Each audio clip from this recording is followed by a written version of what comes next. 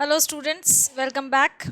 Today we are going to start with the revision of chapter 8 5 kingdom classification. इसमें plant classification और animal classification दोनों को include किया गया है. तो I will be doing this revision in two parts. एक फर्स्ट पार्ट में हम प्लांट क्लासिफिकेशन देखेंगे, सेकेंड पार्ट में will go for the animal classification, क्योंकि अगर इकट्ठा करेंगे तो इट विल बी टू लेंदी.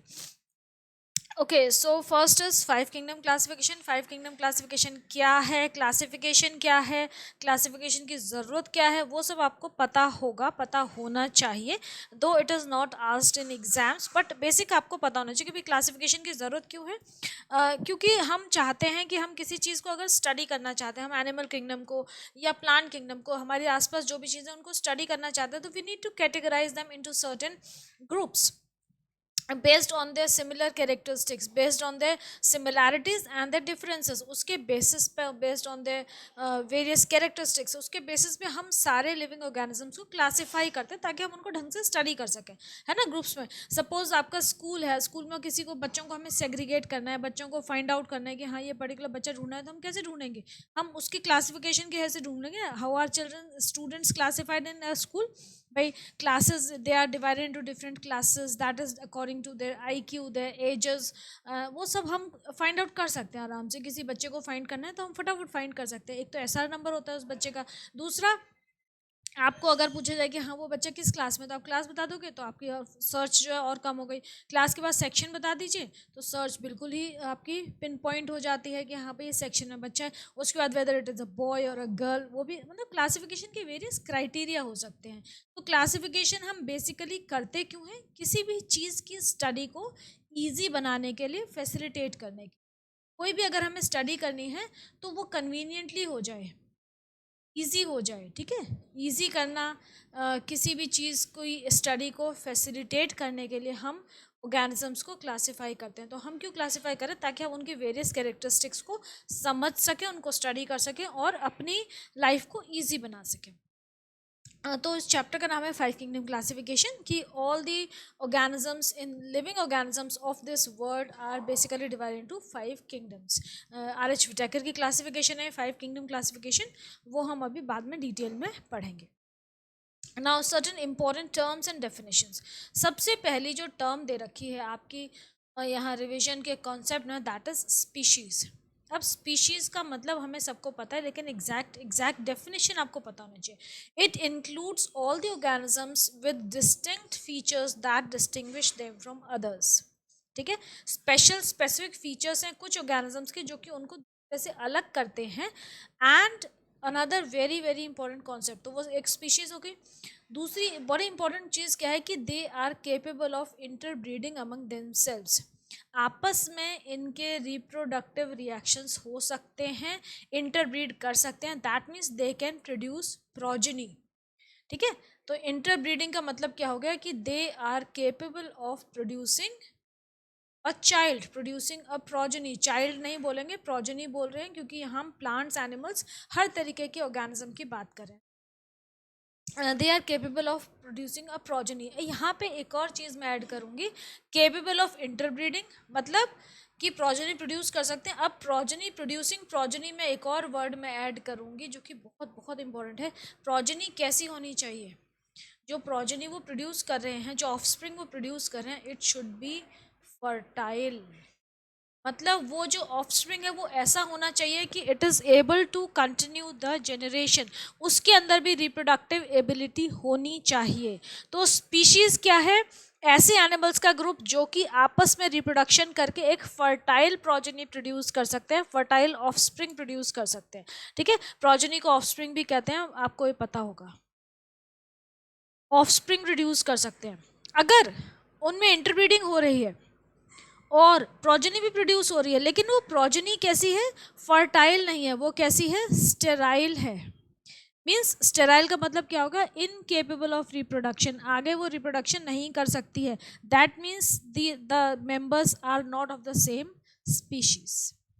अगर एक स्पीशीज के मेंबर्स में रिप्रोडक्शन, सेक्सुअल रिप्रोडक्शन होगा, सेक्सुअल रिलेशंस होंगे और प्रोडक्शन, एक ऑफस्प्रिंग प्रोड्यूस होगी, तो वो ऑफस्प्रिंग फर्टाइल होगी. इन केस कभी कोई कॉम्प्लिकेशन हो सकती है कि प्रोजेनी इनफर्टाइल हो जाए, बट यूजुअली 99.9 केसेस में, 99.9% केसेस में इट विल बी फर्टाइल। लेकिन अगर दो डिफरेंट स्पीशीज़ के बीच में इंटरब्रीडिंग हो रही है, क्रॉस ब्रीडिंग हो रही है, उनके रिलेशंस, अनलेस कि हम खुद लैब में वो कर रहे हैं, वो एक अलग चीज़ है, वो एक अलग कॉन्सेप्ट है। यहाँ आप नेचर की बात कर रहे हैं, तो दो डिफरेंट स्पीशीज़ अगर नेचुरल वेज में रिप्रोड्यूस कर रही हैं, दो डिफरेंट स्पीशीज़, तो उनका जो प्रोजेनी प्रोड्यूस होगी वो कभी भी फर्टाइल नहीं होगी, इट विल बी स्टेराइल। ये बहुत सारे एग्जाम्पल्स स्पीशीज़ की जब मैंने आपको एक चैप्टर पढ़ाया था तब बताए थे, आप और लिख सकते हैं। देखो, सबसे जो कॉमन एग्जाम्पल है that is the example of mule. Mule जो कि यूज़ होता है जब वैष्णो देवी के लिए जाते हैं, पहाड़ों में बहुत ज़्यादा यूज़ होता है म्यूल, जिसको हम हिंदी में बोलते हैं खच्चर। तो ये म्यूल जो है, it is a very very strong and sturdy animal. देखने में छोटा है लेकिन बहुत स्ट्रॉन्ग होता है, बड़ी स्ट्रॉन्ग फुटिंग होती है इसकी, इसलिए इसको पहाड़ों पर चढ़ाई में यूज़ करते हैं। पहले आर्मी वाले बहुत यूज़ करते थे म्यूल्स को। तो म्यूल क्या है? It is a cross between a mail donkey and a female horse. इसका जो फादर है, mail donkey and female horse का जो प्रोजेनी होती है, जो क्रॉस होती है, दैट इज़ अ म्यूल। तो mule is very very strong but it is sterile, it can not reproduce, ये ध्यान रखिएगा। तो अब एक और चीज़ आपसे पूछी जा सकती है कि ये जो पूछेंगे तो नहीं लेकिन फिर भी आपको पता होना चाहिए, जो ये ऑफस्प्रिंग होती है ना डिफरेंट स्पीशीज़ की, इंटर स्पेसिफिक रिप्रोडक्शन से जो ऑफस्प्रिंग प्रोड्यूस होती है, वो बहुत स्ट्रांग होती है, बहुत विराइल होती है, बहुत एनर्जेटिक होती है, बहुत स्ट्रेंथ होती है, उसमें बहुत स्टेमिना होता है। क्यों? क्योंकि ना वो जो है अपनी सारी एनर्जी, उसकी सारी एनर्जी उसके खुद के डेवलपमेंट में, स्ट्रेंथ को बिल्डअप करने में यूज़ होती है। वो रिप्रोडक्शन नहीं करते, तो उसके रिप्रोडक्टिव सेल्स प्रोड्यूस नहीं होते। हम लोग जो नॉर्मल ह्यूमन बींग्स हैं या जो नॉर्मल एनिमल्स हैं, उनकी काफ़ी सारी एनर्जी रिप्रोडक्शन की प्रोसेस में खर्च हो जाती है। चाहे आप रिप्रोडक्शन करें ना करें, लेकिन आपकी बॉडी में वो मेल सेक्स सेल्स और फीमेल सेक्स सेल्स तो प्रोड्यूस होते ही रहते हैं, विच consume a lot of energy. ये ध्यान रखिएगा, बहुत इंपॉर्टेंट कॉन्सेप्ट है। तो जो ऐसे लोग होते हैं ना, जो कि एनिमल्स हों या कोई भी ह्यूमन बींग्स हैं जो कि who are incapable of reproduction, they are physically very very strong, क्योंकि उनकी जो सारी एनर्जी है ना, वो उनकी स्टेमिना बिल्डअप में, उनकी ग्रोथ में यूज़ हो रही है। उनके वो जो बहुत एक major part of energy that is not involve in the process of reproduction, since they don't have it. So ये क्रॉस बड़े स्ट्रॉन्ग होते हैं, जो ये बनते हैं ना ऑफ स्प्रिंग्स क्रॉसेस से, they are very very strong. तो म्यूल हो गया मेल डोंकी और फीमेल हॉर्स का ऑफ स्प्रिंग। ऐसे ही अगर हम फीमेल मेल हॉर्स और फीमेल डोंकी का करें तो वो क्या होता है? हिनी, HINNY। ये हिनी क्या होता है? ये होता है मेल हॉर्स और फीमेल डोंकी। ठीक है, मेल हॉर्स और डोंकी जो है फीमेल, इनके बीच का जो रिप्रोडक्शन, इनके बीच में अगर रिप्रोडक्शन होगा तो जो प्रोजेनी बनेगी दैट इज़ नोन एज हिनी। ठीक है, हिनी क्यों बोलते हैं? क्योंकि हॉर्स से हिनी H आ गया, और जो फीमेल डोंकी होती है उसको क्या बोलते हैं? जेनी बोलते हैं उसको। ठीक है, फीमेल डोंकी को क्या बोलते हैं? JENNY, jenny. तो हिनी और हॉर्स को, सॉरी, जिनी और हॉर्स को कंबाइन करके जेनी। और भी मैंने आपसे पूछा था, बहुत सारे होते हैं, जैसे लायन और टाइगर का होता है लाइगर। लायन फादर है, male lion, and a female tiger is liger. अगर उल्टा कर दें, मेल टाइगर है और फीमेल मेल टाइगर है और फीमेल जो है वो क्या है? लायन है, तो ये हो जाएगा टाइगोन। ठीक है, ऐसे ही जीप होती है, गोट और शीप, मेल गोट और फीमेल शीप की जीप होती है। प्लांट्स में भी होते हैं, प्लांट्स में बड़ा फेमस एग्जाम्पल है पोमेटो, पोटैटो एंड टोमेटो का मिक्सचर। यहाँ पे जो ज़मीन के ऊपर जो प्लांट है वो टोमेटो बेयर करता है, और ज़मीन के नीचे रूट्स जो है वो पोटैटो देती हैं। तो बड़ी इंटरेस्टिंग ये है क्रॉस ब्रीडिंग की दुनिया। ओके, सो स्पीशीज़ का मतलब आपको, आई होप आपको समझ में आ गया होगा। हम आगे चलते हैं। अब है कॉन्सेप्ट प्रोकैरियोट्स और यूकैरियोट्स का। अच्छा, यहाँ पे ये क्या है दे रखा है प्रोकैरियोट्स, तो यहाँ पे तो कुछ टर्म्स दे रखी हैं। अब बेसिस ऑफ क्लासिफिकेशन बहुत सारे हो सकते हैं, वो मैं आपको आगे समझाती हूँ। चलो पहले मैं टर्म्स ही करती हूँ, इसके हिसाब से ही करते हैं।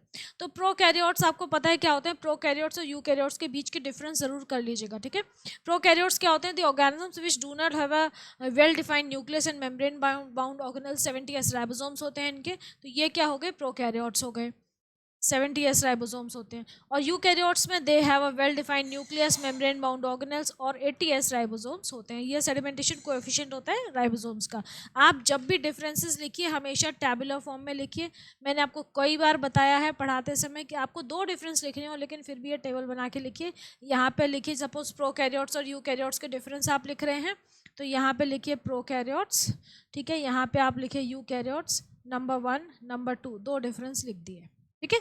हमेशा ऐसे लिखिए, टेबुलर फॉर्म में लिखिए, it be very easy for you to write properly and for very easy for the teacher to check. हम तो बहुत स्पेसिफाई करते हैं कि हमारे बच्चे ऐसे ही लिखें।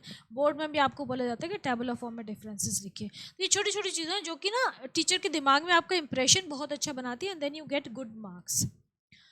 इनवर्टिब्रेट्स क्या होते हैं, जिनकी बैकबोन नहीं होती। ऐसे animals which are without a backbone are the invertebrates, and those who have backbone are known as vertebrates. Stinging cells, coelenterates, जो एक हम फाइलम पढ़ेंगे आगे, उसमें डिफेंस और ऑफेंस के लिए ऑर्गन्स, कुछ पर्टिकुलर ऑर्गन्स प्रेजेंट होते हैं जिनको हम स्टिंगिंग सेल्स बोलते हैं। नॉक्टर्नल एनिमल्स जो कि रात में एक्टिव होते हैं उनको नॉक्टर्नल एनिमल्स बोलते हैं। डिप्लोब्लास्टिक और ट्रिप्लोब्लास्टिक के बीच में डिफरेंस, ये एग्जाम में तो बहुत कम आता है, लेकिन बच्चों को बड़ा कन्फ्यूजन होता है इसमें कि डिप्लोब्लास्टिक क्या है, ट्रिप्लोब्लास्टिक क्या है। देखो, जब कोई भी एनिमल डेवलप होता है, सिंगल सेल से डेवलप होता है ना, ओवम का न्यूक्लियस और स्पर्म का न्यूक्लियस फ्यूज होकर क्या बनाते हैं, जाइगोट बनाते हैं। फिर जाइगोट एक सिंगल सेल होता है, फिर वो डिवाइड होता जाता है एंड इट ग्रोज। दो, एक का 2 होता है, 2 के 4 सेल्स बनते हैं, 4 के 8 बनते हैं, 8 के 16, then 32, then 64 and goes on multiplying.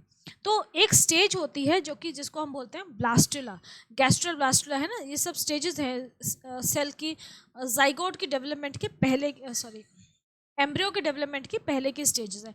Embryo वो चीज़ है जो कि जाके एम्ब्रियो उस एंटिटी को बोलते हैं हम, हमारी ये जो रिप्रोडक्शन की प्रोसेस है उसमें, जो जब एक सेल्स का ग्रुप ऑफ सेल्स बन जाता है और वो जाकर यूट्रस में इम्प्लांट हो जाता है, उस स्टेज को हम एम्ब्रियो बोलते हैं। उसके पहले ये सेल्स मल्टीप्लाई होते हैं, उनके डिफरेंट नेम्स होते हैं, ये आप 10th में पढ़ेंगे।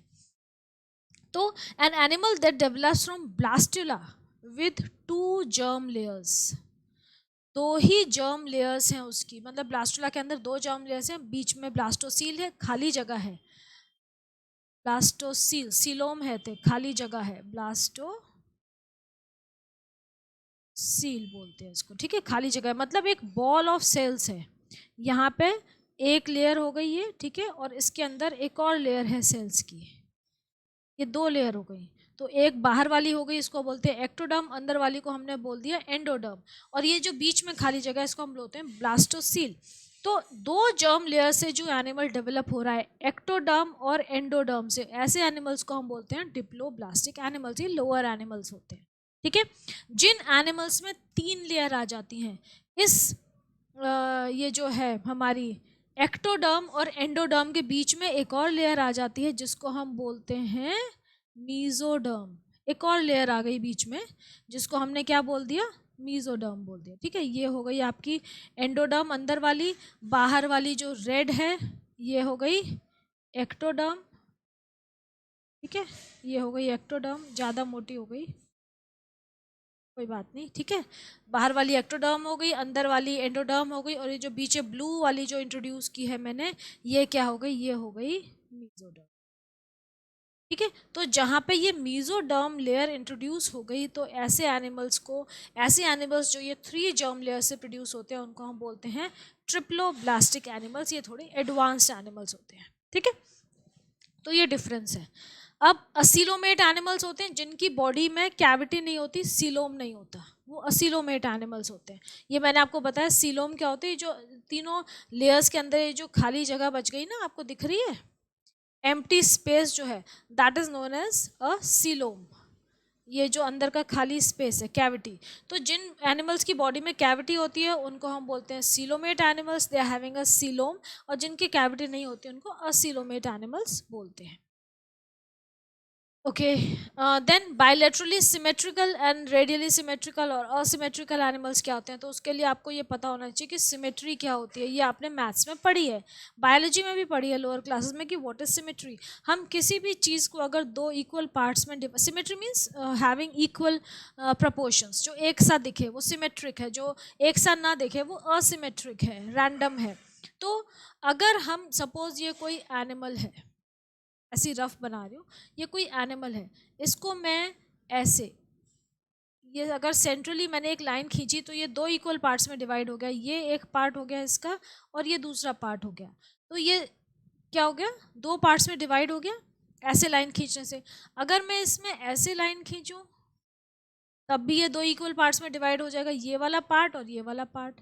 अगर मैं इसमें ऐसे एक लाइन खींचूं, अब आप बाकी सारी लाइनों को भूल जाओ, मैंने सिर्फ ऐसे लाइन खींचे, शैल आई इरेज देम। अब आप बाकी सारी लाइनों को भूल जाओ, ठीक है, मैंने ऐसे लाइन खींची है तब भी ये दो इक्वल पार्ट्स में डिवाइड हो गया, मतलब इसके एक्सिस पूरा ही मिट गया, कोई बात नहीं।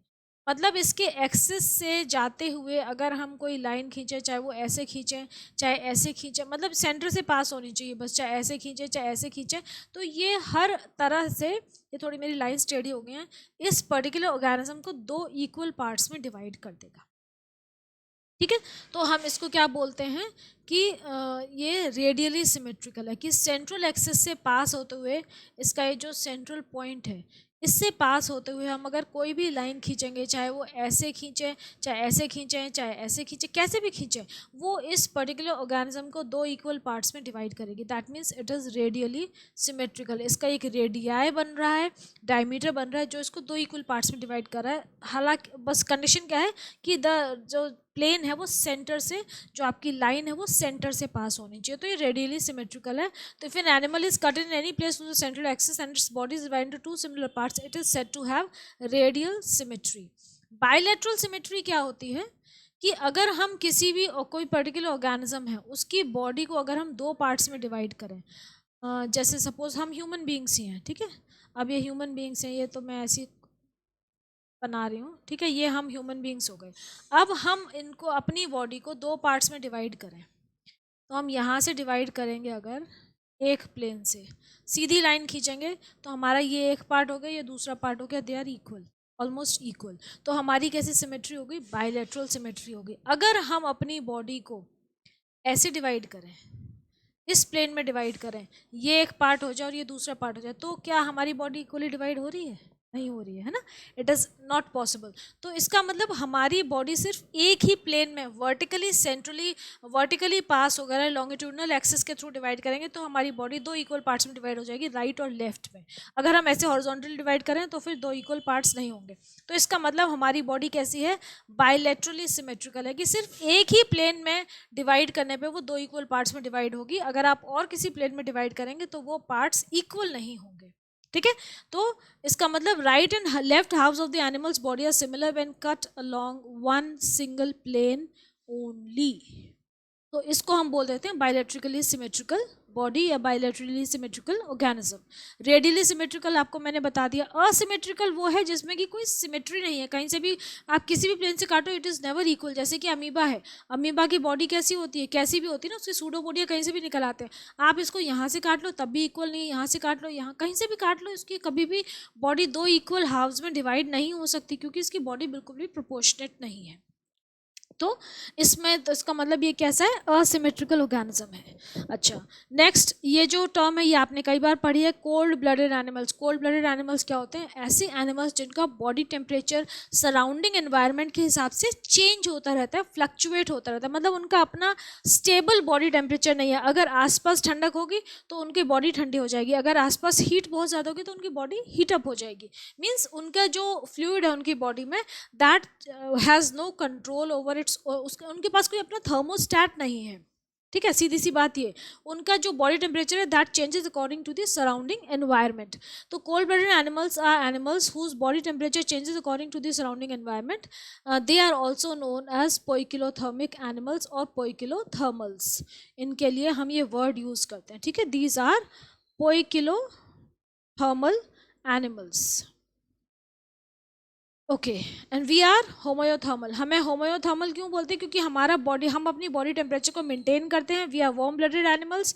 हमारा बॉडी टेम्परेचर जो है वो it remains constant irrespective of the surrounding temperature. ऐसा नहीं है कि आज बाहर का टेम्परेचर 12 डिग्री सेंटीग्रेड हो गया, ठंड पड़ रही है तो हमारी बॉडी का 12 हो जाएगा. ऐसा नहीं होता ना, हमारी बॉडी का टेम्परेचर नॉर्मल रहता है. हमारी बॉडी अपने टेम्परेचर को मेंटेन करके रखती है. That is why we are warm blooded animals. हमारा बॉडी टेम्परेचर कब चेंज होता है? When we fall sick, when we have a fever, then it rises up to a certain level. वो भी बहुत ज़्यादा राइज नहीं करता है. तो we are homeothermal animals. That means our body temperature we can maintain our body temperature irrespective of the surrounding temperature. Okay, now hermaphrodite एक ऐसा ऑर्गेनिज्म होता है विच हैज़, जिसकी बॉडी में both the sexes are present, male and female both the sexes are present in the body of a single organism. That is known as a hermaphrodite organism. All right. Now these were some terms. Now the concepts. Concepts में आप सबसे पहले आएंगे classification. Classification क्या है? It is the method. Classification क्या है? It is the method of grouping of organisms on the basis of their similarities and differences. जब हम animals को various groups में, animals या organisms को various groups में divide करते हैं, मतलब plants and animals दोनों को, तो हम उनकी similarities भी देखते हैं और उनके differences भी देखते हैं. दोनों चीज़ों को, दोनों concepts को consider करके then we divide them into various groups. Advantage क्या है कि इससे हमें उनको, उनकी जो डिटेल्स हैं वो स्टडी करने में हेल्प मिलती है. सीक्वेंशियली हम उनकी वेरियस कैरेक्टरिस्टिक्स को ऑर्गेनाइज कर सकते हैं, एक सिस्टमैटिक वे में स्टडी कर सकते हैं. सबसे इंपॉर्टेंट कॉन्सेप्ट, सबसे इंपॉर्टेंट पॉइंट क्या है यहाँ पे, कि सिस्टमैटिक स्टडी इज़ पॉसिबल. हम प्रिमिटिव से कॉम्प्लेक्स उसको स्टडी कर सकते हैं. क्या, कैसे स्टडी कर सकते हैं? इन अ सिस्टमैटिक मैनर. किसी भी चीज़ की जब तक सिस्टमैटिक स्टडी नहीं करोगे आप उसको उस पर रिसर्च नहीं कर सकते, उसमें आगे नहीं बढ़ सकते. तो सिस्टम होना बहुत ज़रूरी है, एक पर्टिकुलर सीक्वेंस होनी बहुत ज़रूरी है. सिस्टमैटिक या सीक्वेंशियल ऑर्डर, ठीक है, सीक्वेंस में काम होना बहुत ज़रूरी है. तो एडवांटेज क्या है? We get the idea about the sequence of the origin and evolution from primitive to complex types, and advance studies in biological and ecological field is possible. इसकी वजह से, क्योंकि उनको सीक्वेंस से हम स्टडी कर पाते हैं कि पहले लाखों साल पहले वो ऑर्गेनिज्म ऐसा था, then as the time progressed ecological changes इतने सारे हुए, एनवायरमेंटल चेंजेस बहुत ज़्यादा हुए, तो उसके हिसाब से वो ऑर्गेनिज्म किस कौन कौन से स्टेप्स में चेंज ओवर हुआ है, मतलब वो कैसे इवॉल्व हुआ है, उसका एवोल्यूशन कैसे हुआ है फ्रॉम सिंपल टू कॉम्प्लेक्स. ये सारी चीज़ें साइंटिस्ट स्टडी करते हैं, तो उसमें बहुत सारी हेल्प मिलती है उनको. आज हम जो ह्यूमन बींग्स हैं, हमारी बहुत सारी प्रॉब्लम्स को सॉल्व करने में, बीमारियों को क्योर करने में, या एनिमल्स की हैबिटेट्स को पढ़ने के लिए, स्टडी करने के लिए, या डिफरेंट प्लांट्स के हैबिटेट्स को स्टडी करने के लिए, दीज जो डिटेल्स हैं they are very very important. Then what is taxonomy?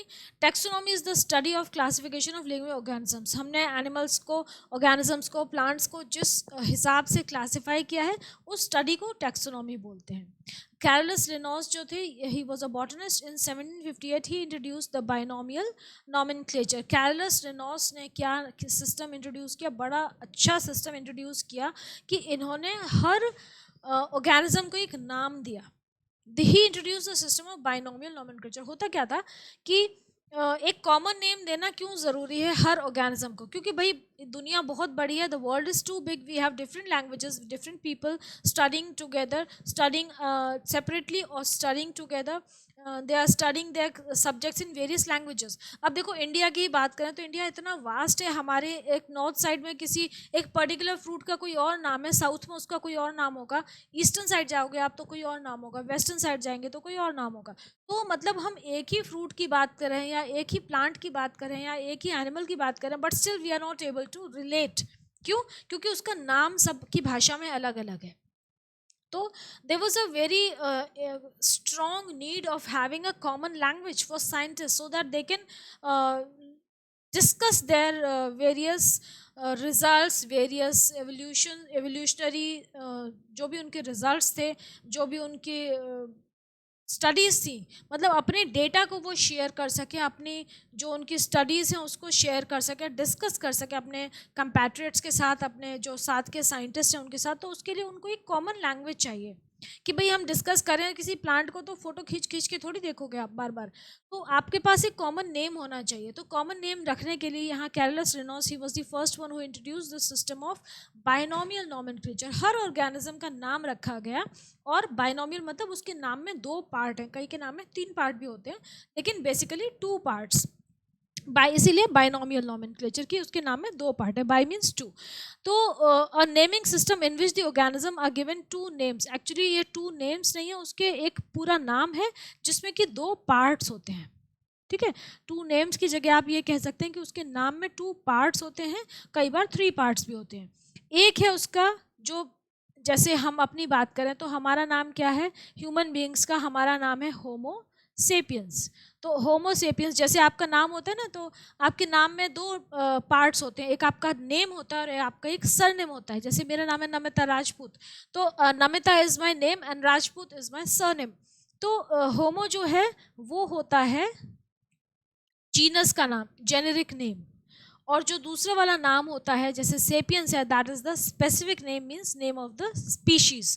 पहला नाम जो है वो आपके जीनस को रिप्रेजेंट करता है, दूसरा नाम जो है वो आपकी स्पीशीज को रिप्रेजेंट करता है। और ये जब हम लिखते हैं, ये इसको हम बोलते हैं बाइनोमियल नॉमेनक्लेचर या साइंटिफिक नॉमेनक्लेचर।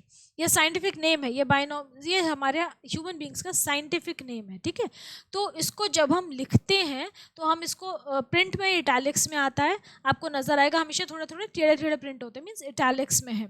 जब हम लिखते हैं तो कैसे लिखते हैं कि फर्स्ट लेटर जो जीनस का नाम है, जो जेनेरिक नेम है, it starts with a capital letter. देखो मैंने यहाँ पे एच कैपिटल लिखा है, तो first letter will always start with a capital letter, जो जीनस का नाम है, और जो स्पीशीज का नाम है that will start with a small letter. जबकि हम अपना नाम लिखते हैं तो सरनेम भी कैपिटल लेटर से लिखते हैं, लेकिन यहाँ पे जो स्पेसिफिक नेम है it will start with a small letter. ये जो कन्वेंशंस है ना, conventions for writing binomial nomenclature, इन पे अक्सर एक शॉर्ट नोट हो जाता है 2 मार्क्स का आपके एग्जाम में, तो ये बड़ा ध्यान रखिएगा। और कई जगह आपको, कई एग्जाम्स में पैटर्न में मैंने देखा है कई स्कूल्स में कि साइंटिफिक नेम्स पूछ लेते हैं कि इस पर्टिकुलर जो भी ऑर्गेनिज्म या फ्लावर या एनिमल उसका नाम देंगे, इसका साइंटिफिक नेम लिखिए आप। तो आप उसको आप अपने हाथ से लिखेंगे तो ये गलतियाँ नहीं होनी चाहिए लिखने में। तो first name is always, generic name is always written with a capital letter, starts with a capital letter, and the specific name starts with a small letter. और जब हम लिखते हैं तो इन दोनों नामों को, जेनरिक नेम और स्पेसिफिक नेम को, हम सेपरेटली अंडरलाइन करते हैं, एक लाइन नहीं खींचते हैं। ऐसा नहीं कि आपने एक सिंगल लाइन खींच दी, that is wrong, this single line is not done. ठीक है, सेपरेट लाइन खींचते हैं, होमो के नीचे अलग, सेपियंस के नीचे अलग, मीन्स जेनरिक नेम के नीचे अलग एक छोटी सी लाइन खींचिए, आप स्पेसिफिक नेम के नीचे अलग लाइन खींचिए। This is the convention to write the botanical names और the zoological names, that is the scientific names of all the living organisms. तो यहाँ पे कन्वेंशंस दे रखे हैं, the first letter of the genus name is always written in capital letter, while the specific name और the species name should start with a small letter, scientific name is written in italics, when hand written it is underlined separately. ठीक है, underlined भी कैसे, underlined separately, आप एक line नहीं खींचेंगे दोनों के नीचे। ऑब्जेक्टिव ऑफ गिविंग, अब रीजन क्या है, हमने साइंटिफिक नेम्स क्यों इंट्रोड्यूस किए हैं, to avoid any confusion of names as it occurs in the case of common names used for a particular organism in a particular language. अब यहाँ पे देखो कुछ कॉमन नेम्स दे रखे हैं, जैसे कि चाइना रोज को हम बोलते हैं हिबिस्कस रोजा सिनेसिस, तो हिबिस्कस का जीनस हो गया, रोजा सिनेसिस का स्पेसिफिक नेम हो गया। क्रो को बोलते हैं कॉर्वस स्प्लेंडेंस, जो हाउस क्रो होता है उसका नाम है कॉर्वस, जीनस नेम हो गया, जेनरिक नेम हो गया। स्प्लेंडेंस उसका स्पीशीज का नाम हो गया। मैन का होमोसेपियंस हो गया, कैट का Felis domesticus, Rana tigrina is the frog, Mangifera indica is mango. Okay, Solanum tuberosum is potato. तो ये हो गए हमारे स्पेसिफिक नेम्स। अब यहाँ पे हायरार्की ऑफ क्लासिफिकेशन दे रखी है, उसके पहले मैं आपको यहाँ पे भी देखो कुछ नाम दे रखे हैं, साइंटिफिक नेम्स दे रखे हैं, इनको ग्रुप क्या चाहिए अभी हम पढ़ाएंगे, अभी मैं पढ़ाती हूँ। मैं आपको एक और चीज़ दिखाने वाली थी, क्लास, अच्छा ठीक है नीचे दे रखा है, बाद में ही करेंगे फिर उसको। ओके, अब आ गए हम क्लासिफिकेशन पे कि हमने कैसे, हायरार्की क्या है हमारी क्लासिफिकेशन की। हायरार्की का मतलब समझते हो कि लेवल्स क्या हैं। सारे के सारे लेवल्स देख रहे हैं हम। अब देखो यहाँ पे क्या है, किंगडम, सबसे पहले आता है किंगडम, प्लांट किंगडम या एनिमल किंगडम जो भी हो सकता है। तो वो उसमें सारे ऑर्गेनिजम्स आ गए जो कि एक पर्टिकुलर कैरेक्टर को कैरेक्टरिस्टिक्स शेयर करते हैं। फिर उसके नीचे आता है फाइलम। फाइलम मीन्स सारे एनिमल्स जो हैं डिफरेंट क्लासेस को मिला के सब आ गए फाइलम। अब उसके नीचे आता है क्लास, सारे ऑर्डर्स को मिला के, ऑर्डर जो है फैमिली से मिलके बनता है, फैमिलीज जो है वो जीनस से मिलके बनती हैं, और जीनस जो है वो स्पीशीज से मिलके बनता है। तो ये एक हायरार्की ऑफ क्लासिफिकेशन है कि सबसे नीचे स्पीशीज है और सबसे ऊपर किंगडम है। स्पीशीज में आपको दे रखा है group of organisms with similar characters which can interbreed successfully and produce a fertile progeny, वो स्पीशीज होती है। अब यहाँ पे एग्जाम्पल दे रखे हैं, देखो यहाँ पे साइंटिफिक नेम दे रखा है, फिर उनका किंगडम, फिर फाइलम या डिवीजन, फाइलम एनिमल्स की होती है, डिवीजन प्लांट्स की होती है, class, order, family, genus, species, ये सारा दे रखा है। यहाँ पे होमोसेपियंस मतलब ह्यूमन बींग्स, आप कॉमन नेम लिख सकते हैं, ये क्या हो गए, ह्यूमन बींग्स, ठीक है। सोलानम ट्यूबरोसम क्या हो गया, पोटैटो हो गया। इसकी देखो प्लांट किंगडम में एंजियोस्पर्मेट, इसके डिवीजन हो गई, डाइकोटिलिडोन क्लास हो गई, ऑर्डर क्या हो गया, पॉलीमोनियल, सोलेनेसी फैमिली हो गई, Solanum is the genus and tuberosum is the species. Felis domesticus is your cat, Canis familiaris is your dog, Mangifera indica is mango. Okay, now अब हमने ये बोला कि जो टू किंगडम क्लासिफिकेशन था वो दिया गया था लिनोस ने। लिनोस ने ही इनको नॉमेनक्लेचर इंट्रोड्यूस किया, और लिनोस ने टू किंगडम क्लासिफिकेशन दिया। मतलब इसने क्या किया लिनोस ने, he divided all the living organisms into two kingdoms. आधों को उन्होंने बोल दिया कि ये प्लांट किंगडम में जाएंगे, आधों को बोल दिया एनिमल किंगडम में जाएंगे। लेकिन अब इन्होंने ये किया 1758 में, back in the 18th century. लेकिन अब हुआ क्या कि इसमें कुछ प्रॉब्लम्स आई। प्रॉब्लम्स कैसे आई कि कुछ ऐसे ऑर्गेनिजम्स थे जिनके पास ना प्लांट्स की कैरेक्टरिस्टिक्स शो करते थे ना कि एनिमल की कैरेक्टरिस्टिक्स शो करते थे, तो उन्हें कहाँ रखा जाए। फिर कुछ ऐसे ऑर्गेनिजम्स भी थे जो कि प्लांट्स की भी कैरेक्टरिस्टिक्स शो करें, एनिमल्स की भी कैरेक्टरिस्टिक्स शो करें, तो उन्हें कहाँ रखा जाए। तो यहाँ पे कुछ गड़बड़ हो गई, तो इसलिए फिर we had to develop a new system of classification. तो यहाँ पे पहले हम देख लेते हैं कि इसमें प्रॉब्लम क्या है। Kingdom Plantae included all plants and Kingdom Animalia included all the animals. अब इस सिस्टम के ड्रॉबैक्स क्या थे। यहाँ पे unicellular organisms like Euglena, Euglena is a unicellular organism, आप सबने इसका डायग्राम बनाया होगा।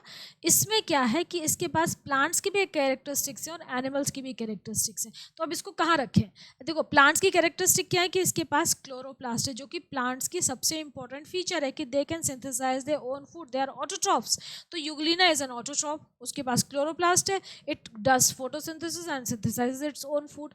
लेकिन एनिमल्स की क्या कैरेक्टरिस्टिक है कि इसके पास अपना एक माउथ है, ये फीड करता है, और कॉन्ट्रैक्टाइल वैक्यूल है एक्सक्रीशन के लिए। मतलब इंजेशन और इजेशन की प्रोसेस चल रही है इसकी बॉडी में, जो कि प्लांट्स में तो नहीं होती है। तो अब इसके पास इसका मतलब एनिमल्स वाले कैरेक्टर भी हैं और प्लांट्स वाले कैरेक्टर भी हैं। That is why it is a great confusion कि यूग्लिना को कौन सी कैटेगरी में रखा जाए, इसको हम प्लांट बोलेंगे कि एनिमल बोलेंगे। तो इसलिए ये ऐसी कुछ चीज़ें और भी हुई जो कि इस लिनोस के सिस्टम के, लिनोस का जो क्लासिफिकेशन था उसको सेटिस्फाई नहीं, लिनोस क्लासिफिकेशन उन प्रॉब्लम्स को सॉल्व नहीं कर पाया, उनकी जो कंडीशंस थी वो इसको सेटिस्फाई नहीं कर पाई, तो इसके लिए प्रॉब्लम्स अराइज हुई। दूसरी प्रॉब्लम एक बहुत मेजर क्या थी कि fungi. Fungi is a group of organisms, तो नहीं बोलूँगी, ऑर्गेनिजम्स ही बोलिए, है ना, क्योंकि ना वो प्लांट है ना एनिमल है। अब वो प्लांट क्यों नहीं है, क्योंकि उनके पास क्लोरोफिल नहीं है। प्लांट हम किसको बोलते हैं कि the organisms which possess chlorophyll and they are able to synthesize their own food in the presence of air, water and sunlight, they are considered as plants, अपना खाना खुद बना रहे हैं। अब जो फंजाई हैं, though they are branching and growing like plant does, but they do not possess chlorophyll, they are dependent on others for their food. Autotrophic नहीं है, वो कैसे हैं, दूसरों पे डिपेंडेंट हैं।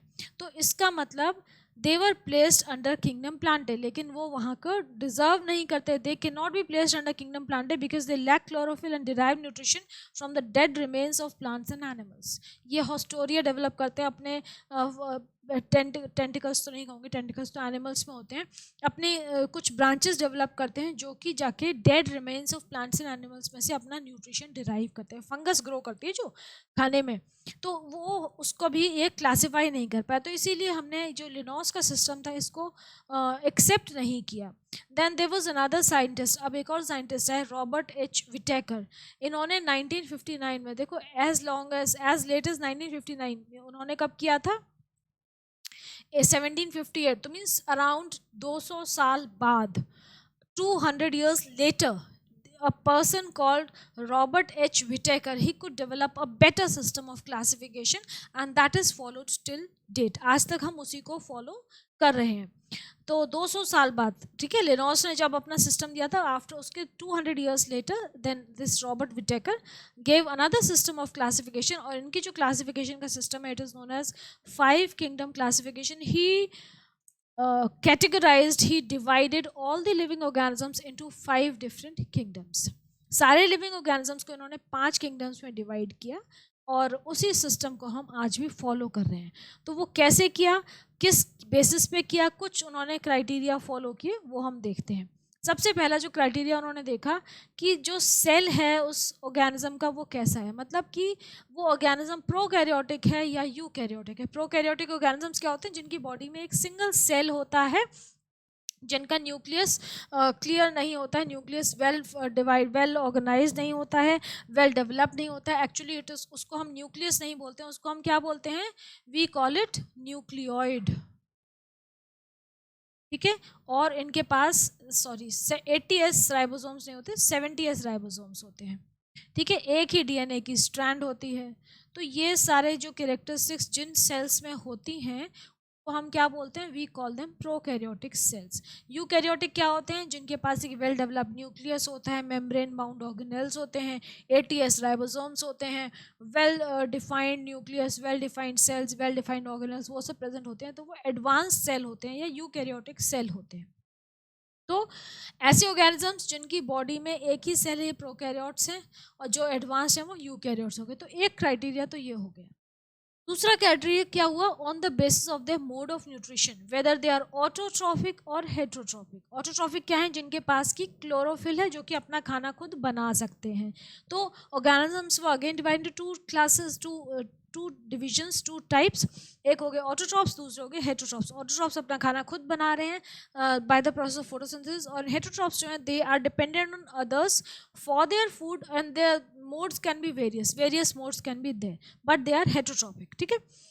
Then body organisation, body organisation में क्या आ गया कि एक सिंगल सेल प्रेजेंट है आपकी बॉडी में, यूनिसेलुलर है जैसे बैक्टीरिया हो गया, या फिर मल्टी सेलुलर है जैसे कि बाकी सारे प्लांट्स एंड एनिमल्स हैं, जैसे ह्यूमन बींग्स हैं, या कैट है, या डॉग है, या पीपल का पेड़ है, या आम का पेड़ है, या रोज़ का पौधा है, they are all multicellular. So unicellular और मल्टी सेलुलर, ये भी एक क्राइटेरिया हो गया डिवीजन का। तो अब हम देखते हैं कि 5 किंगडम क्लासिफिकेशन, इसके बेसिस पे, इन क्राइटेरिया के बेसिस पे इन्होंने सारे लिविंग ऑर्गेनिजम्स को 5 किंगडम्स में डिवाइड किया। अब हम एक एक किंगडम को देखते जाएंगे, और आपको ना उन किंगडम्स की स्पेसिफिकेशंस याद रखनी है, कैरेक्टरिस्टिक्स याद रखनी है, बहुत ईजी है, छोटी छोटी बताऊंगी, 2-3 पॉइंट्स याद रख लो, लेकिन याद ज़रूर रखना। और Monera, protista, fungi, Plantae, animalia, ये 5 किंगडम्स इन्होंने बनाए। तो जो फर्स्ट वाले हैं मोनेरा, इसकी पहली कैरेक्टरिस्टिक क्या है कि organisms are prokaryotic, they do not have a well defined nucleus, absence of well defined nucleus, they are prokaryotic and unicellular. Single celled है मतलब यूनिसेलुलर लिख सकते हैं आप यहाँ पे, ठीक है। तो प्रोकैरियोटिक और यूनिसेलुलर जो है वो पहली 2 कैरेक्टरिस्टिक्स हो गई इनकी। सेल वॉल मे और मे नॉट बी प्रेजेंट, मतलब ये एनिमल भी हो सकता है, एनिमल सेल भी हो सकता है, और प्लांट सेल भी हो सकता है। अब इनका जो मोड ऑफ न्यूट्रिशन था, दे में भी ऑटोट्रॉपिक और हेटरोट्रॉपिक, ये थर्ड कैरेक्टरिस्टिक हो गई इनकी। एग्जाम्पल फोर्थ में आप पॉइंट में लिख सकते हैं, बैक्टीरिया, साइनोबैक्टीरिया, माइकोप्लाज्मा, ये सारे क्या हो गए, मोनेरा हो गए, मोनेरा में आ गए, ठीक है, ध्यान रहेगा आपको। सेकंड है आपका किंगडम प्रोटिस्टा। अब प्रोटिस्टा के क्या पॉइंट्स आपको याद करने हैं, देखो, these are also unicellular, sorry, ये भी यूनिसेलुलर है, मोनेरा भी यूनिसेलुलर थे, लेकिन मोनेरा यूनिसेलुलर थे और प्रोकैरियोटिक थे। प्रोटिस्टा के क्या हो गए, यूनिसेलुलर हैं लेकिन यूकैरियोटिक हैं, they have got eukaryotic cells, eukaryotes हैं। Some are animal like and some are plant like. Nutrition इनका ऑटोट्रॉपिक और हेटरोट्रॉपिक सेम हो सकता है। तो मतलब इसमें बस एक पॉइंट का डिफरेंस क्या हो गया कि वो जो थे वो वो प्रोकैरियोट्स थे, प्रोकैरियोटिक थे, लेकिन ये यूकैरियोट्स हैं। दोनों यूनिसेलुलर है, न्यूट्रिशन का कुछ भी हो सकता है, सिर्फ प्रोकैरियोटिक जो सेल का लेवल का एडवांसमेंट है उसमें डिफरेंस आ गया। ठीक है, इसके एग्जांपल हो गए एल्गी, प्रोटोजोन्स, डायटम्स, प्रोटोजोन्स में अमीबा हो गया, कोई भी आप लिख सकते हैं। Third is kingdom fungi. अब यहाँ पे आर.एच. विटेकर ने फंगस को एक पर्टिकुलर अलग किंगडम में डाला, that is a kingdom fungi. मतलब उनको ना एनिमल्स में डाला है ना प्लांट्स में डाला है, they have been assigned a different kingdom, that is kingdom fungi. अब फंजाई में देखिए फंजाई की क्या कैरेक्टरिस्टिक्स हो गई, they are multicellular, they are eukaryotic and they are heterotrophic. Multicellular हैं, यूकैरियोटिक सेल्स हैं उनके, लेकिन they are heterotrophic, they do not synthesise their own food. उनके पास ये राइजोफोर्स होते हैं, जो कि राइजोफोर्स नहीं, हॉस्टोरिया होते हैं, जो कि किसी भी डेड ऑर्गेनिज्म में, डेड फूड स्टफ में जाके अपने आप को इस्टेब्लिश कर लेते हैं और वहाँ से नरिशमेंट लेते हैं। इनकी जो सेल वॉल होती है फंगस की, it is made up of chitin. Example is Rhizopus Agaricus, ये दोनों फंगस के एग्जाम्पल्स हो गए। ठीक है, ये तीन चीजें हो गई, आपको समझ में आ गई। इनके डिफरेंसेस याद कर लीजिएगा पॉइंट वाइज। अब हम चौथे किंगडम में आते हैं, दैट इज किंगडम प्लांटे। अब किंगडम प्लांटे जो है it is also been further divided into various groups. ये बड़ा इंपॉर्टेंट है, इसको याद रखना, इसीलिए मैंने इसके लिए एक अलग से वीडियो बनाया है। एनिमेलिया को मैं अलग से लूँगी, इनके मैं आपको डिफरेंसेस बताती हूँ। किंगडम प्लांटे पे आ गए हम। ठीक है, किंगडम प्लांटे। अब इसमें क्या है, सारे ऑर्गेनिज्म जो है मतलब प्लांट्स जो है मल्टी सेलुलर हैं, यूकैरियोटिक हैं एंड सेल वॉल है इनकी मेड अप ऑफ सेलुलोज। जो फंजाई की थी वो काइटिन से बनी थी, यहाँ पे सेलुलोज है। तो तीन पॉइंट्स क्या हो गए, multicellular, eukaryotic, cell wall present है and it is made up of cellulose. वहाँ पे फंगस की, फंजाई की किससे बनी थी, काइटिन से। Then they are autotrophs. सारे की सारे ऑटोट्रॉप्स है, means they perform photosynthesis. Autotrophs का मतलब क्या हो गया, दे परफॉर्म फोटोसिंथेसिस, अपना खाना खुद बनाते हैं और इनकी वजह से हम भी खाना खाते हैं। ठीक है, अब इसको फिर किंगडम प्लांटे को 5 ग्रुप्स में डिवाइड किया गया है। वो हैं Thallophyta, Bryophyta, Pteridophyta, Gymnospermae and Angiospermae. Okay, अब उसके बाद अभी मैं इनकी डिटेल आपको पढ़ाऊंगी। किंगडम एनिमेलिया जो है वो 5th इनका किंगडम था आर.एच. विटेकर का, जिसमें कि ऑर्गेनिज्म सारे थे multicellular, eukaryotic, without cell wall and they were all heterotrophic. ठीक है, अब देखो ऑर्गेनिज्म की यहाँ पे डिवीजन दे रखी है, मैं उसके बाद आपको वो बताती हूँ। यहाँ पे क्या दे रखा है कि सबसे पहली जो डिवीजन हुई सारे ऑर्गेनिजम्स की, तो इनको दो दो पार्ट्स में डिवाइड किया गया। पहला हो गया प्रोकैरियोट्स का, पहला हो गया प्रोकैरियोट्स का किंगडम मोनेरा। फिर यूकैरियोट्स में यूनिसेलुलर, मल्टीसेलुलर हुए। ठीक है, यूनिसेलुलर जो थे वो सारे के सारे प्रोटिस्टा में आ गए। मल्टीसेलुलर को फिर हमने दो पार्ट्स में डिवाइड किया, जिनके पास सेल वॉल है और जिनके पास सेल वॉल नहीं है। तो जिनके पास सेल वॉल नहीं तो उनको तो एनिमेलिया में डाल दिया। अब जिनके पास सेल वॉल थी, उनकी सेल वॉल दो अलग अलग चीज़ों से बनी थी। एक की किंगडम फंजाई की किससे बनी थी, काइटिन से। ठीक है, और प्लांटे की किससे बनी थी, सेलुलोज से। तो ये किंगडम फंजाई को फिर अलग कर दिया। प्लांटे को फिर इन्होंने फर्दर डिवाइड किया 5 ग्रुप्स में, 5 डिविजन्स में, ये 5 क्लासेस में। इनका नाम क्या हो गया, Thallophyta, Bryophyta, pteridophyta, gymnosperm and angiosperm. ठीक है, ये जो 5 ग्रुप्स हैं, अब मैं आपको इनको डिटेल में पढ़ाती हूँ कि इनमें आप कैसे डिफ्रेंशिएट करेंगे। ये बहुत इंपॉर्टेंट है, ये धीरे धीरे आप फटाफट करते जाइएगा मेरे साथ। मैं यहीं इनके पॉइंट्स जो हैं डिफरेंसेस लिखती जाऊंगी। ओके, अब जो इसमें फर्स्ट है दैट इज थैलोफाइटा। ठीक है, थैलोफाइटा नाम ध्यान रखिएगा। इसका मतलब क्या है, पॉइंट्स में यहीं लिखूँ, मैं इरेज कर दूंगी फिर। ठीक है, एक एक के लिख के। तो इनकी क्या है, थैलोफाइटा नाम क्यों पड़ा? Because they have a thallus like body, means it is not differentiated into root, stem and leaves. They do not have a proper body, नहीं है, एक ग्रुप ऑफ सेल्स है जिसको थैलस बोल रहे हैं. ठीक है, तो it is not differentiated into root, stem and leaves. जो प्लांट के बेसिक फीचर्स होते हैं उसमें डिफरेंशिएटेड नहीं है. It is just a group of cells which is lump of cells भी कह सकते हैं, which is green in colour because of the presence of chlorophyll. तो ये क्या है कि they have a thallus like body and they are autotrophic, they contain chlorophyll. तो ऑटोट्रॉप्स हो गए. ठीक है, ऑटोट्रॉप्स हो गए because they contain chlorophyll. Example हो गए इनके एल्गी, स्पायरोगायरा, कोई भी एल्गी के एग्जाम्पल ले लीजिए. Then plant body can not be distinguished into root, stem and leaves. They are, अच्छा इनका जो मोड होता है ना लिविंग का, दे आर प्राइमरीली एक्वेटिक, क्योंकि ना इनके पास रूट्स नहीं है. तो रूट्स होंगी तो सॉइल से नरिशमेंट लेंगी, वाटर अब्जॉर्ब करेंगी, तो वो चीज़ इनके पास नहीं है. तो they are mostly aquatic, water bodies के पास ग्रो करते हैं, पानी में ग्रो करते हैं, क्योंकि इनके पास वो चीज़ें नहीं हैं जिससे वो पानी को अब्जॉर्ब कर सकें. तो ये हो गए आपके थैलोफाइटा. ठीक है, पहला जो ग्रुप है.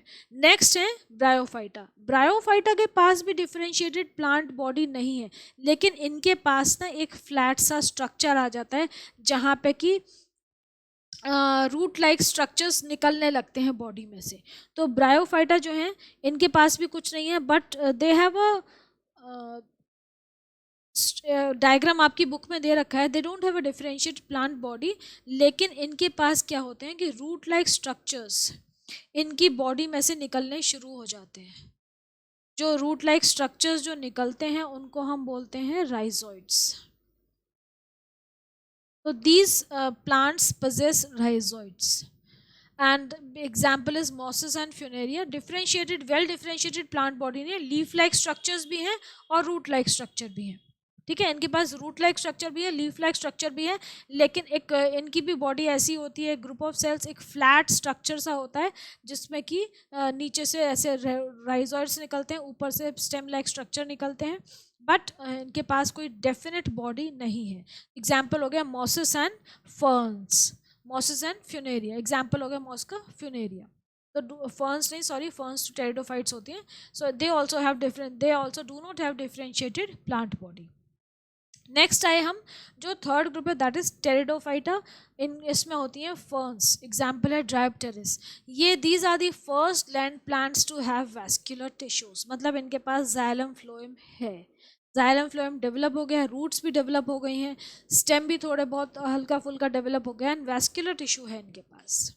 ये बहुत इंपॉर्टेंट चीज़ है कि इनके पास वैस्कुलर टिश्यू आ गए हैं. थैलोफाइटा और ब्रायोफाइटा के पास वैस्कुलर टिश्यू नहीं थे, मींस कंडक्टिंग का कोई टिश्यू नहीं था जो कि वाटर और फूड जो बना रहे हैं उसको कंडक्ट कर सके, वाटर अब्जॉर्ब जो करें और जो फूड बना रहे हैं उसको कंडक्ट कर सके. ऐसा थैलोफाइटा और ब्रायोफाइटा के पास कुछ नहीं था. Pteridophyta are the first ones to have this vascular tissue. Next, अब नेक्स्ट जो है वो दो ग्रुप्स आ रहे हैं, जिम्नोस्पर्म्स और एंजियोस्पर्म्स. इनको इकट्ठे एक और इनकी वो टर्म दे दी है, स्पर्मेटोफाइटा. स्पर्मेटोफाइटा मीन्स ऐसे प्लांट्स जिनके पास सीड्स हैं. अब सीड बन गया, सीड बेयरिंग प्लांट्स को हम बोल रहे हैं स्पर्मेटोफाइटा.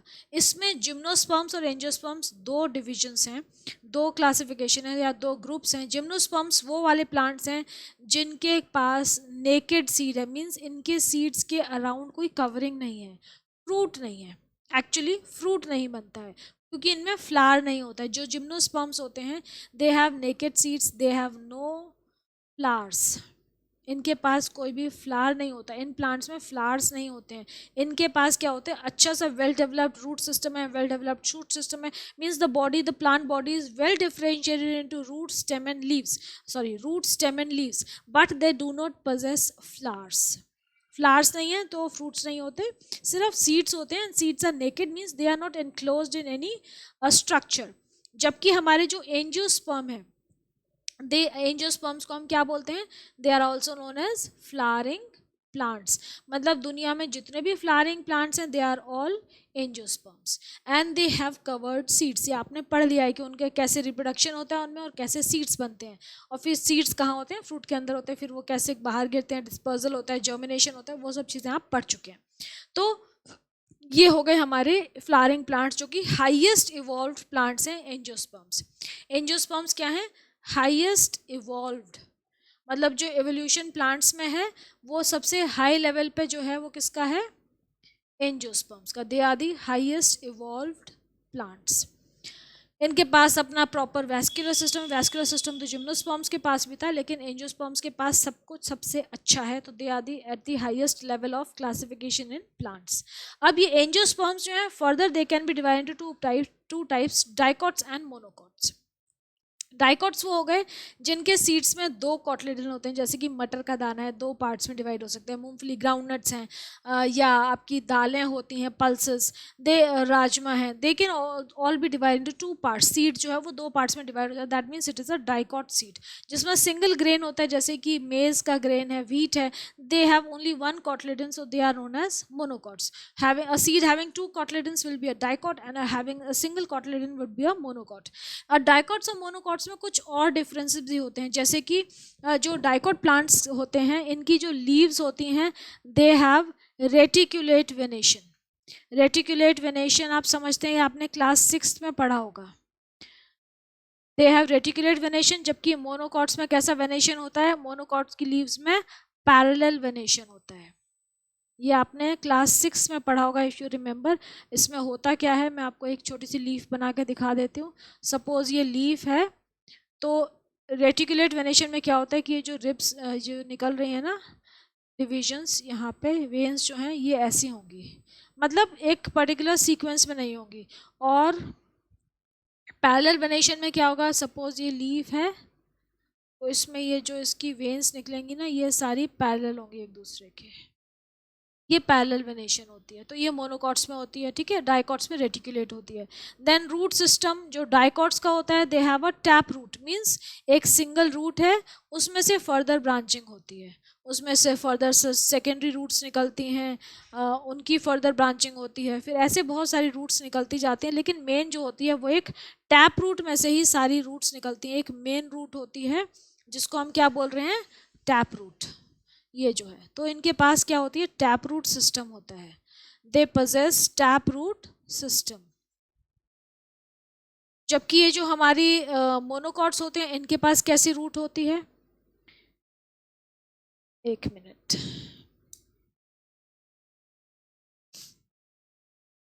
टैप रूट सिस्टम होता है और इनके पास कैसी रूट्स होती हैं, इनके पास फाइब्रस रूट्स होती हैं, ठीक है। मोनोकॉट्स के पास फाइब्रस रूट्स होती हैं। फाइब्रस रूट्स कैसे होती हैं, जैसे सपोज ये सॉइल का लेवल है, ये प्लांट ग्रो कर रहा है, अब जब इसकी रूट्स निकलेंगी ना, तो वो यहाँ पे कैसी होंगी, एक ही पॉइंट से बहुत सारी ऐसी इस तरीके के रूट हेयर निकलते हैं, मतलब एक सेंटर पॉइंट से रूट हेयर फर्दर डिवाइड होते जाते हैं, यहीं से निकलेंगे सारे रूट हेयर जो हैं वो यहीं से निकलेंगे प्लांट के एंड से। जबकि यहाँ पे क्या था, जो हमारा डाइकॉट प्लांट से उनमें एक टैप रूट होती है, एक डिफरेंट कलर से बनाती हूँ, उनमें एक सेंटर में टैप रूट होती है और फिर उसकी फर्दर ब्रांचिंग होती है, चाहे वो यहाँ हो, यहाँ हो, यहाँ हो, उसकी बहुत सारी और फर्दर ब्रांचेस हो सकती हैं, क्योंकि डेवलप होती रहती हैं आगे आगे आगे। आपने देखा होगा बहुत जो बड़े पेड़ होते हैं उनका तो बहुत एक्सटेंसिव रूट सिस्टम होता है। तो ये हो गया आपका डाइकॉट्स और मोनोकॉट्स में डिफरेंस। मेरे ख्याल से इसमें और कुछ बचा नहीं है रिवाइज करने के लिए, बाकी आप डिटेल्स चैप्टर में पढ़ सकते हैं। चैनल पे अवेलेबल है इसका फर्स्ट वीडियो जिसमें कि सारे डिटेल्स दे रखे हैं। तो I will stop this lecture here. इसके बाद जो एनिमल क्लासिफिकेशन है वो हम सेकंड लेक्चर में करेंगे, because it will be too lengthy. तो यहाँ तक आप देख लीजिएगा, इसके क्वेश्चंस करने की कोशिश करिए जितने क्वेश्चंस आपसे सॉल्व हो पाए, and I will help you out if you are not able to do it, and do let me know if you have any issues. So that's it. Take care. All the best. And if you like the content, do please like the video and share it with your friends. All right. Take care.